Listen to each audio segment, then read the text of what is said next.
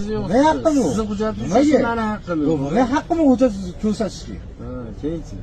Hujjatsiz ko'rib qo'yaman, bo'ldi, tekshirib qo'yaman, bo'ldi, vazifam meni. Men tanimaysiz. Men taniyman hech kimni. Nimaga? Aka syomka qilmang, mana syomka qilyapsiz. Yoki buni ostiga qo'ydirib chiqmadim haqiqatdan.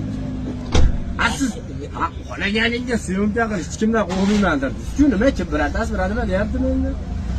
Internetga o'zi o'zingizda bo'lasiz. Yaxshi, like bosing bo'ladi. Aka, men siz qo'shib qo'yaman, aka, gapingizni o'ylab gapiring, aka.